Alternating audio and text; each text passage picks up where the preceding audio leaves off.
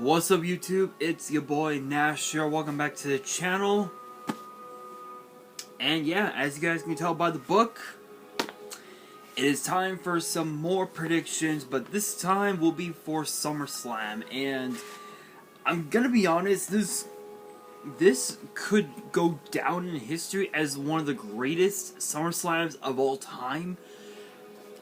I think probably since 2009, in my personal opinion.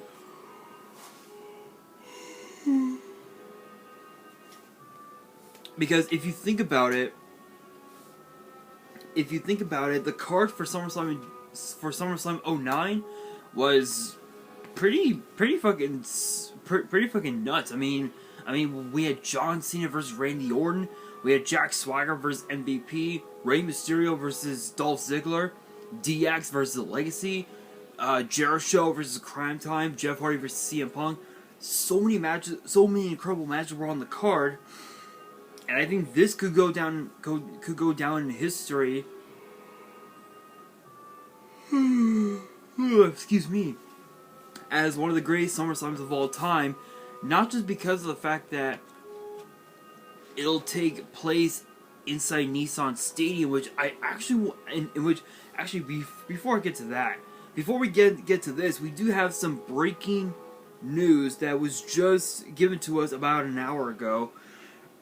So we found out that WrestleMania 40 in 2024 will take place inside the Lincoln Financial Field in Philly, which can hold up to about approximately 68,532 fans.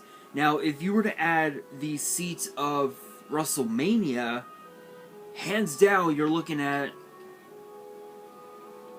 I would probably estimate 76,000 maybe?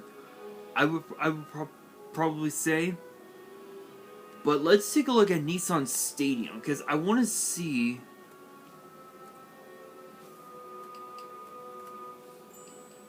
Nissan Stadium would be about 68,798. So I'm assuming this will probably be what 74,000 probably? I mean, that's not too bad.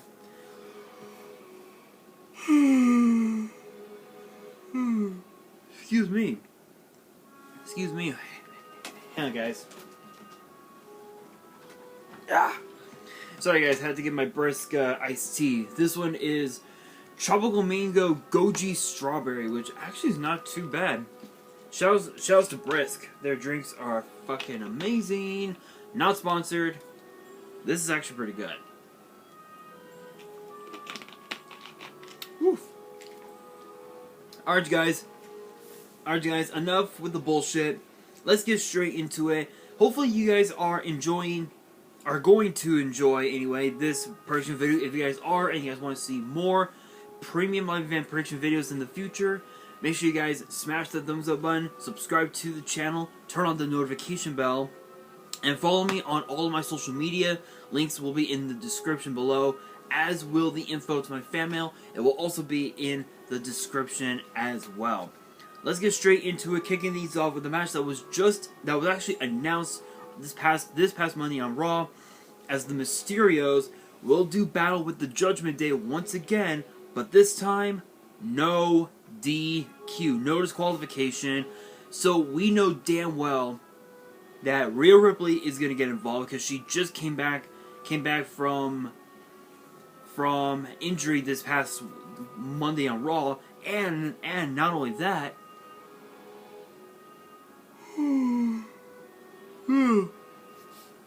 excuse me, with Edge gone, it ties into the question, what direction will the Judgment Day go after SummerSlam? Honestly, I feel like there's really no direction that these three are gonna go with Edge gone, because when Edge was in the Judgment Day with Damian Priest, with Finn Balor, with Rhea Ripley, they were on top of the world. They had already established themselves as a dominant faction, and yet Damian Priest was like, said, "Hey, you taught us to get rid of any and all limitations that were surrounding us, and that's you." Boom, clothesline, concerto, plain and simple.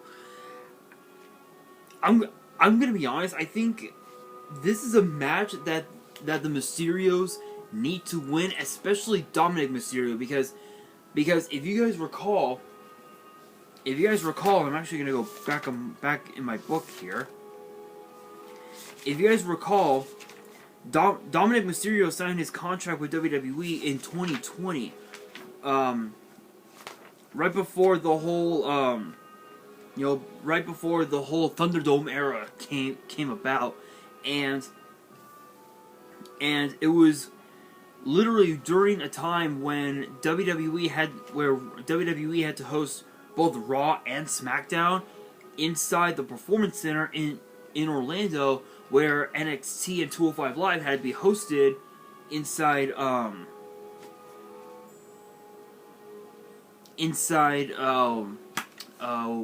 what you call it? Inside Full Sail. Sorry, inside Full Sail.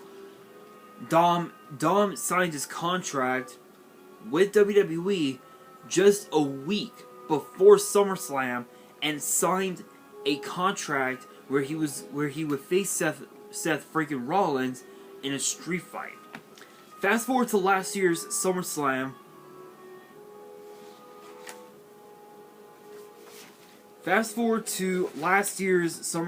Where it took place inside the Allegiant Stadium.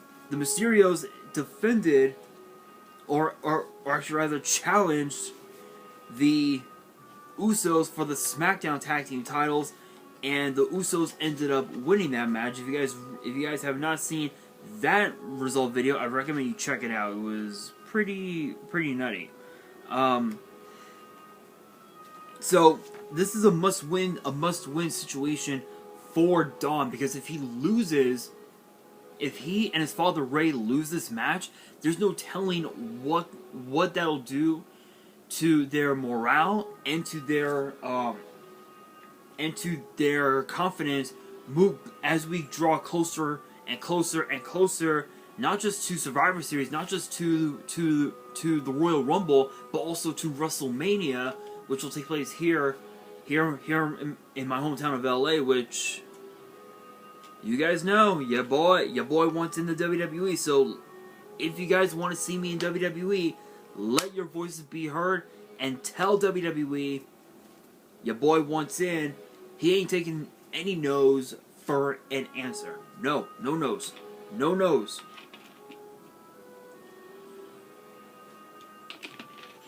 Excuse me. No no's for an answer. Let your voices be heard. So this is, again, a match that the Mysterios must win, but Judgment Day is gonna have that advantage with Rhea Ripley at ringside potentially.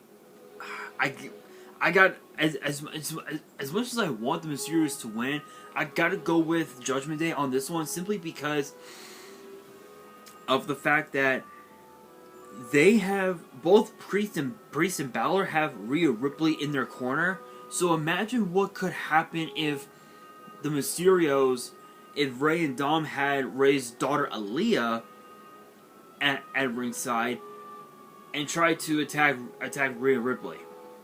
It would not end so well for the Mysterios. So I gotta go with Judgment Day on this one.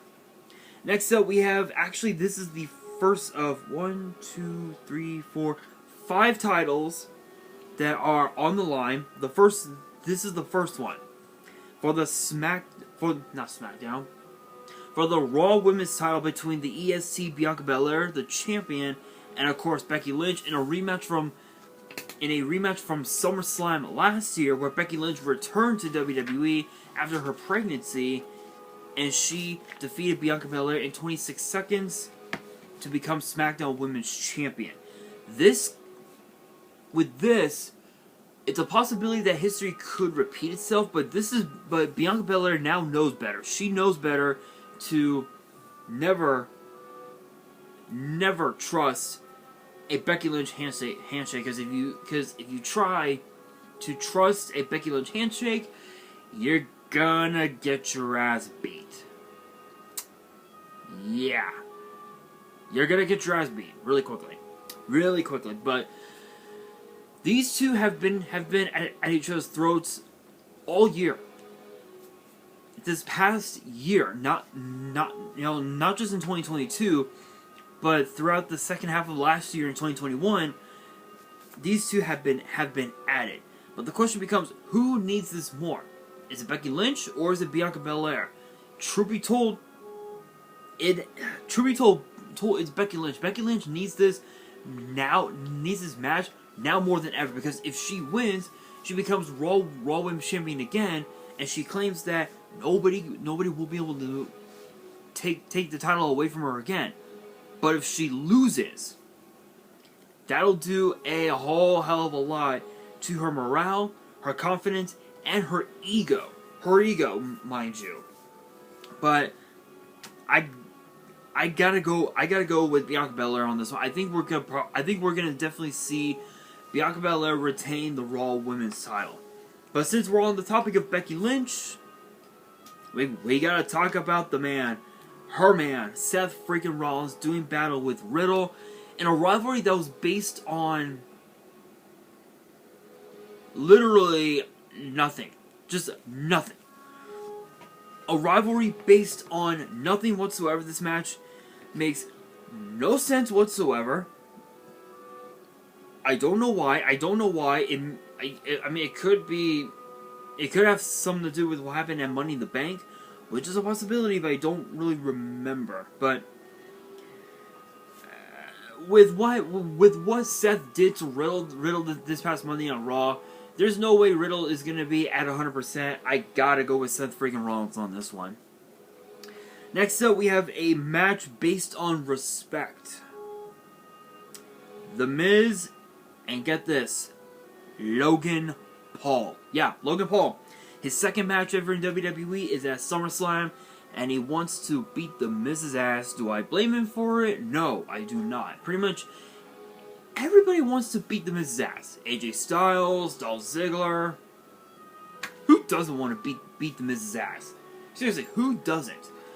But if you guys don't know, this whole thing basically started last year at WrestleMania,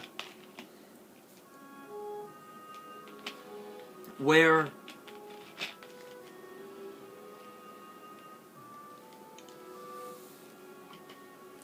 Logan Paul came into the WWE as Sami Zayn's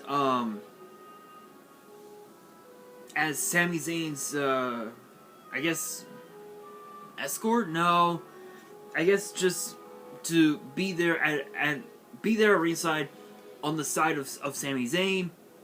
It didn't work out so well. He showed up to several other events then after, to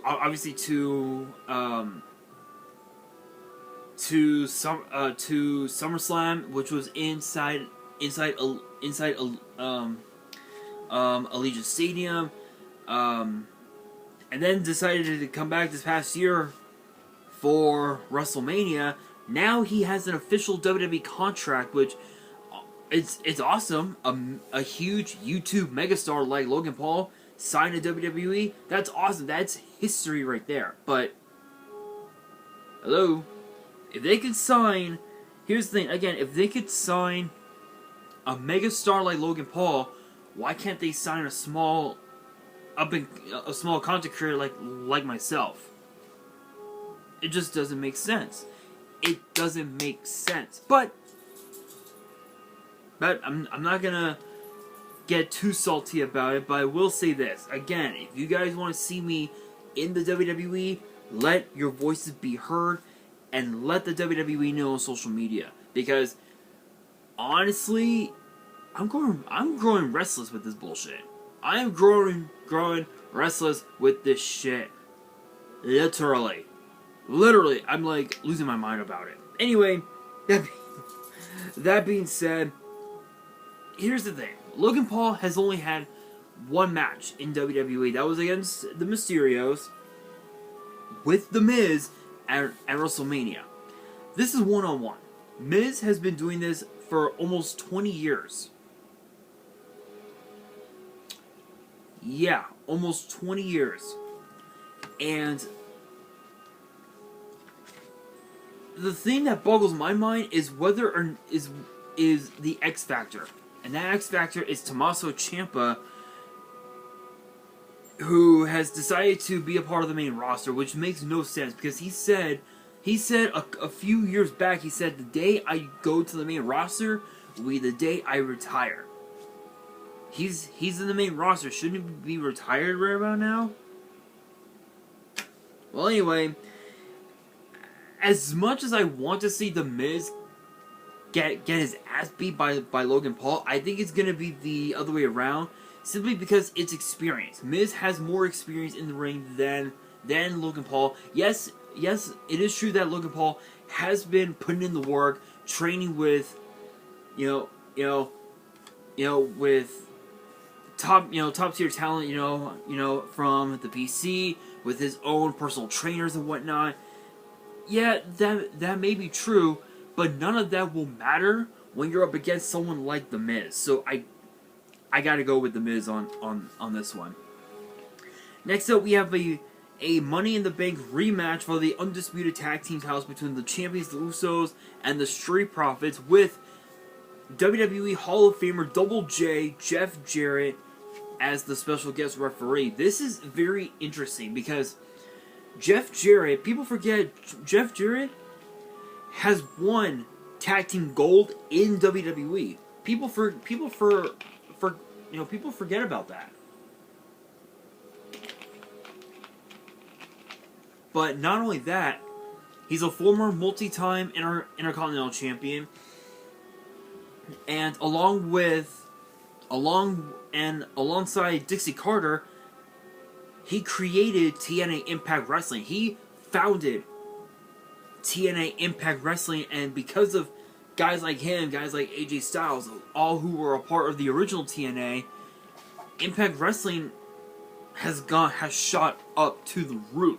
As far as their ratings go, their fan base, it's starting to climb back up again with everything that happened during COVID, So I got to admit, having Jeff Jarrett as the guest referee, it makes perfect sense because for one, we're in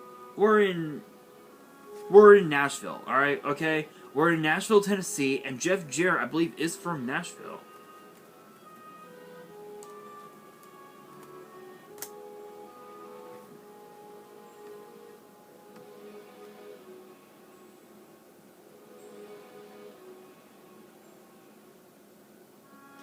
I was close. Born and raised in Hendersonville, Tennessee. So it makes sense. He's from Nashville. So it makes perfect sense for him to be the special guest referee. And I have to admit, having him back in WWE after all these years is incredible because people forget that he had a bit of a run-in with WWE when he, right when he left to go to WCW, he had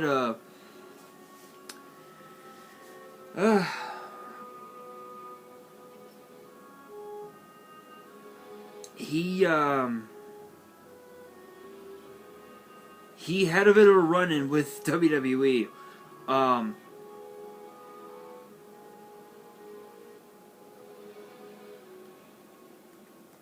Before he left.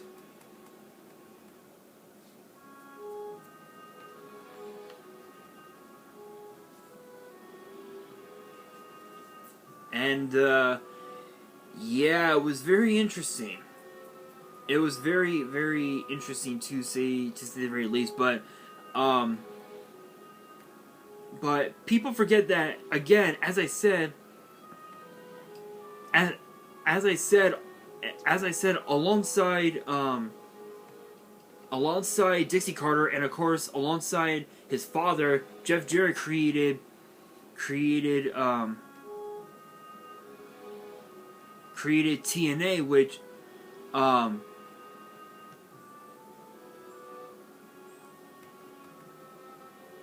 created TNA Impact, and it became one of the top, not one of the top, but like one of the best promotions in pro sports, which is insane. And then of course, too, in his time in TNA, he's had quite the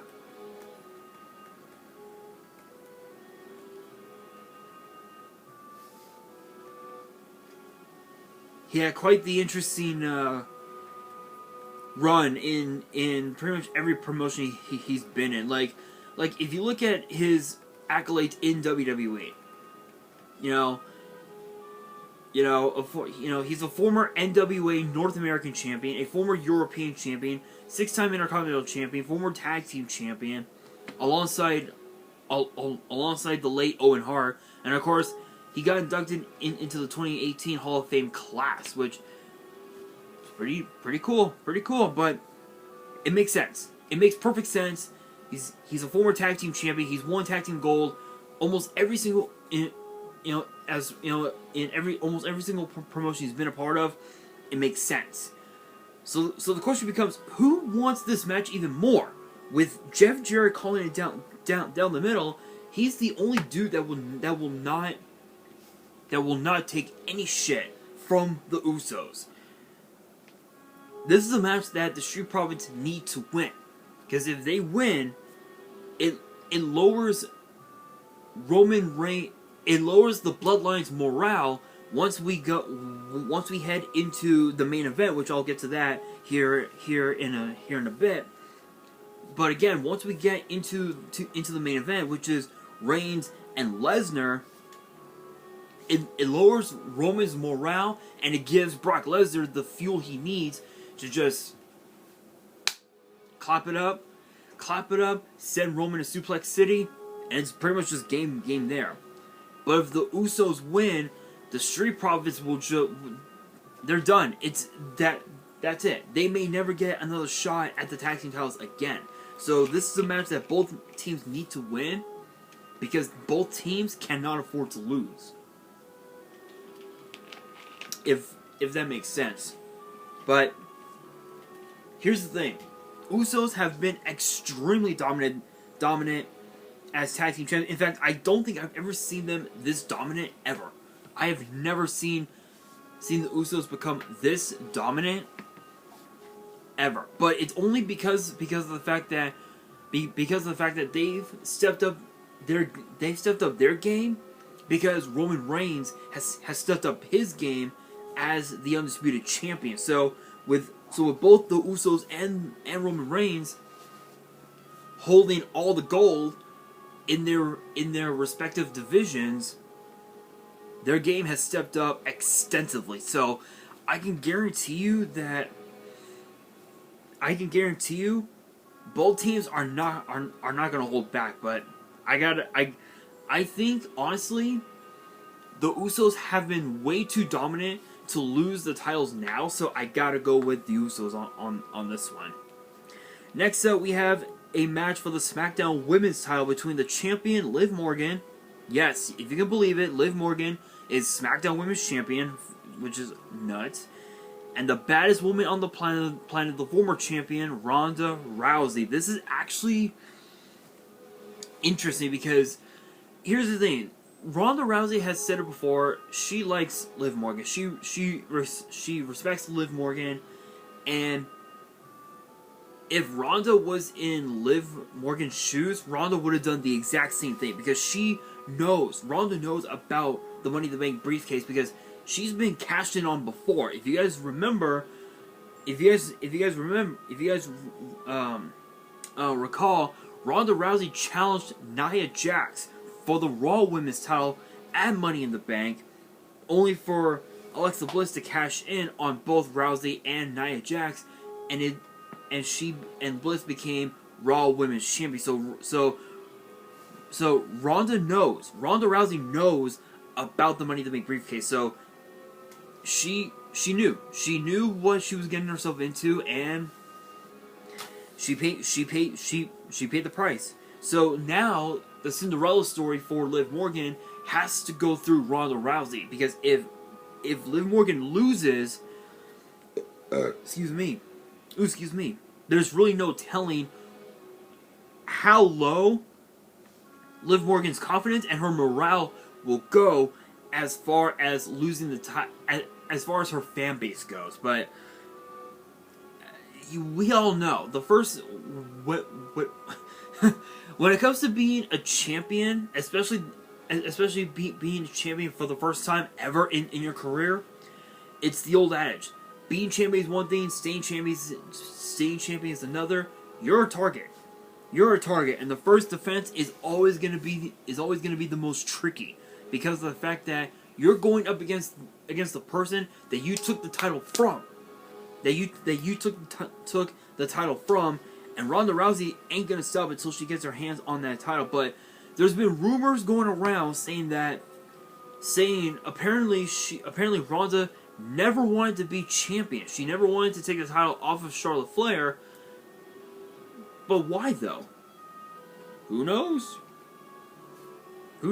But that being said, this is a match that Liv Morgan has to win. There's no way that she can lose. If she loses on the grand stage of SummerSlam, there's no telling what can happen next, honestly.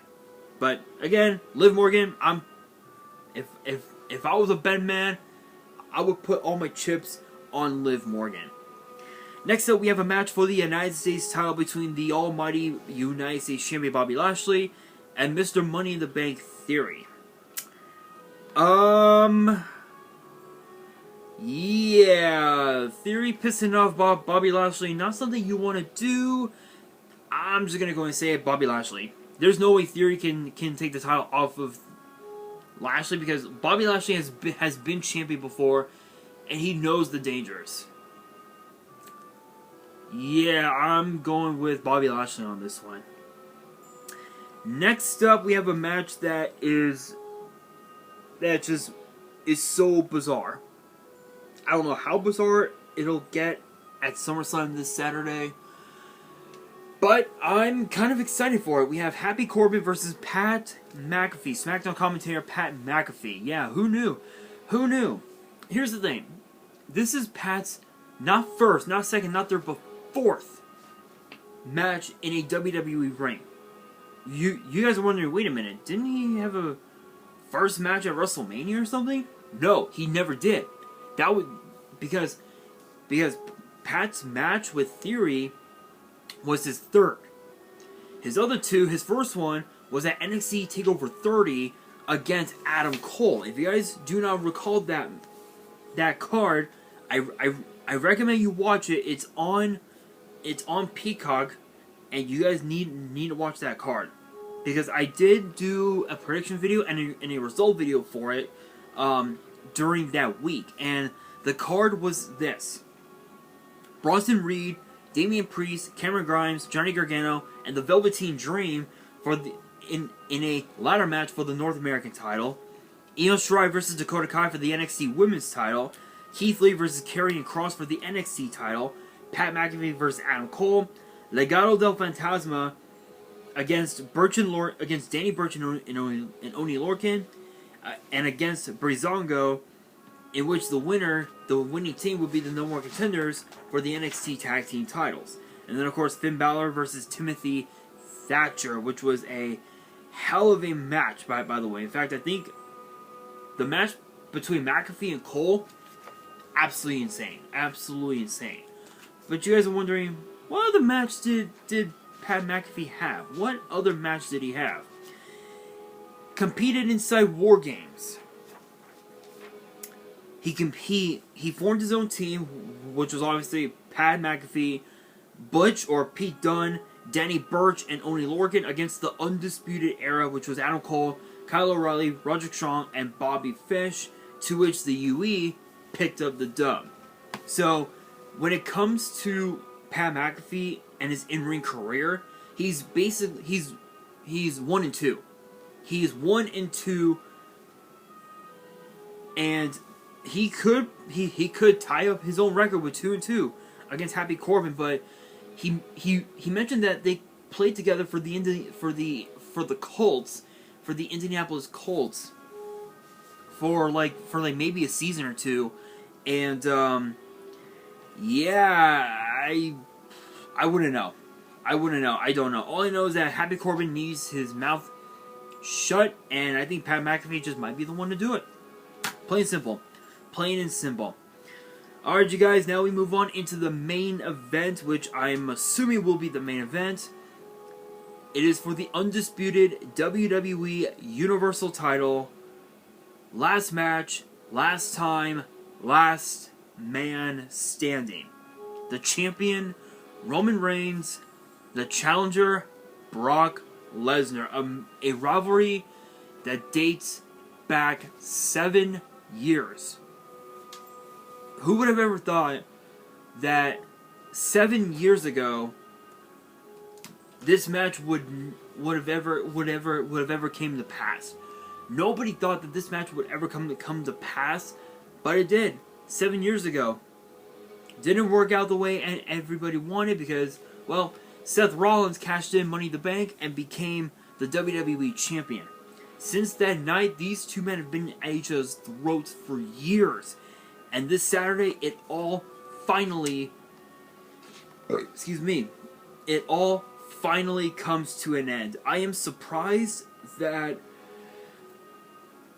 we're having SummerSlam at the end of July, because normally it would take place in the middle of August, but it makes sense because we're getting closer and closer to Clash at the Castle in September, and that's when my passport will expire, unfortunately. Not much I can do about that. But anyway, that being said, this is going to be a very intriguing match because both these men have know each other so well. It's going to come down to who wants this more. And truth be told, it's Brock Lesnar that needs this match more than anything, because if he loses, it's over. It's over. He can no longer challenge for the WWE Universal title again. But we all know the old saying, never say never. Literally anything is possible, but the only thing that I'm gonna say is this. As I said before, as I said just now, Brock Lesnar needs this win. Roman Reigns doesn't. He doesn't need this match. It's Brock Lesnar that does. Because if he wins, he becomes champion. Roman can no longer challenge, no matter what happens. Roman wins. All it is just another paycheck. That's all it is. It's just another paycheck for Roman. And another victim of the island of relevancy, as he calls it. But who wins? Truth be told, obviously Theory does have the Money in the Bank briefcase, but cashing in on someone like Brock Lesnar or Roman Reigns is like not the best decision possible. I gotta go with Roman on this one, simply because of the fact that Roman doesn't need this match, nor does he want the match. He never wanted the match to begin with. So for him, this is just another day at the office. And as I talked about, with the Undisputed Tag Team title match, Roman is on a whole different level now. But again, Roman Reigns, easy. But that will do it for today's video, and that brings me to the question of the day. as the card sits now, what are your guys' predictions for SummerSlam? Let me know down in the comments below. And that will do it for today's video. Hopefully you guys enjoyed. If you did, make sure you guys smash that thumbs up button. If you guys are new to the channel and you guys want to see more premium live event prediction videos in the future, make sure you guys, again, make sure you guys smash that thumbs up button, subscribe, hit the bell so you guys don't miss out, and make sure you guys follow me on all of my social media. Links will be in the description below, as will the info to my fan mail. It will also be in the description as well. And on that, this is your boy Nash, signing out.